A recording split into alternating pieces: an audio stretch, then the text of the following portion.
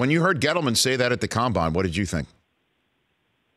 Well, I guess if you compare it to what happened yesterday, I didn't see this happening. I really didn't see this kind of thing happening, and I don't know what kind of interference maybe he was trying to run at that time. If he was trying to drive up Odell's price because ultimately he knew he was going to trade him and didn't want people to think that he was on the block. I don't know really what his tactics were, but it sounded believable at the time. Even when our own Josina Anderson was reporting that people were still calling, the thing that I kept saying was this: you can easily squash this kind of thing by just not picking up the phone.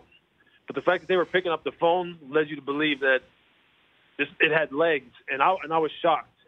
I was shocked. The owners really aren't in the business, Rich, as you know, of paying somebody $21 million in cash. We're not even let's not talk about accounting mechanisms like cap space and all that. Cash, and then letting the guy walk. And I know from interviewing there and talking to them, Mr. Mara wanted Odell to work out in New York. That's why he signed him to that contract last year. He wanted him to work out because he knows how special the kid is. He knows, and we all can see it.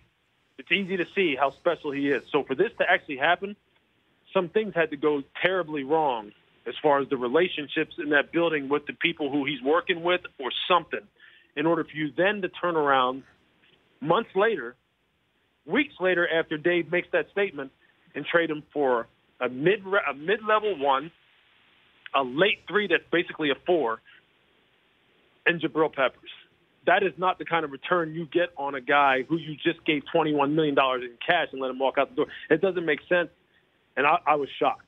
I was just flat-out shocked. It doesn't make sense because all I'm hearing, Lewis, is that, that he is a handful, that his personality is so dynamic that sometimes the always being on kind of maybe rubbed people the wrong way. But I mean, you work with people like that. I mean, everybody listening to this conversation and watching right now could probably point out somebody in their workplace just like that. But yeah, I mean, this is the National Football League. Shouldn't it be incumbent upon the coaches or ownership to figure out how to make that work? That's the again. I don't know exactly what was going on there, but all I'm hearing is that, and the fact that they think that they're better without him because of the way that they played offensively with him out of the lineup towards the end of the season gives them an idea that they might be better off without him, Lewis. Yeah, and that I'll just start there. There's no way you're better off without Odell Beckham. There's no way. And then circling back to what you're saying about aren't you paid, and isn't kind of your job to make those kinds of things work, especially a guy with this profile? Of course it is. If I took anything away from my time in Philadelphia with Andy Reid, is that he used to constantly say, this is a business of relationships, and you find a way to generally manage these kinds of things, even when they're not ideal, even when they may be a little bit uncomfortable. You find a common ground because we're in the business of stacking up W's, not L's. We're in the business of winning games. And Odell is the kind of guy who helps you win games, and he helped the Giants win games. And I understand, look, we can all see, even if you don't know the kid, that he's his own man, and he has a unique way of going about things. But when you hear some of his teammates talk just on the surface, even if you don't know his teammates, you hear some of the people talk about how passionate he is about the game, how serious he is about trying to be the best to ever play it, how hard he works in practice. I've never heard anybody say, and maybe sometimes, some guys aren't going to come out and say this anyway, but I've never heard anybody say, yeah, you know what? I don't like playing with him. He is a pain in the you-know-what. He is someone that kind of takes away from my game and my focus and my preparation. I've never heard that. And I know how important it was to Mr. Mara for this to work out, because I'll just tell you this. One of the first questions he asked me when I interviewed with him was, what do you think of Odell, and how would you manage this? What would be your tactic? How would you manage this relationship? Because he knew. He used the word special. He used that word.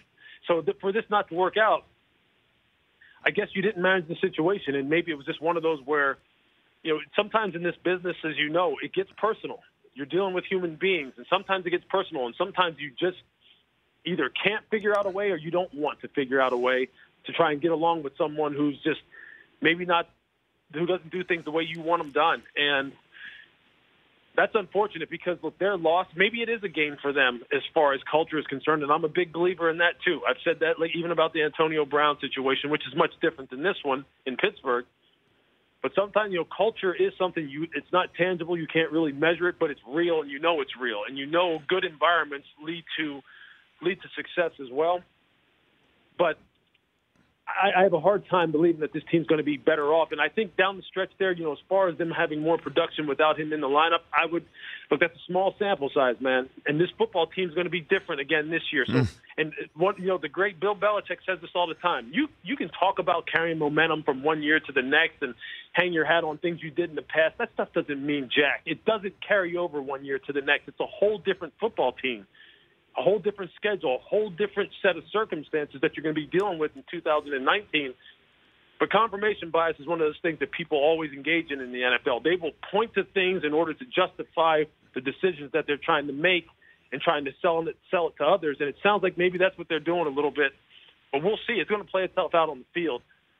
I just personally, look, I said it right from the get-go. I'm shocked and stunned that it happened. The Rich Eisen Show, weekdays at noon Eastern on Audience.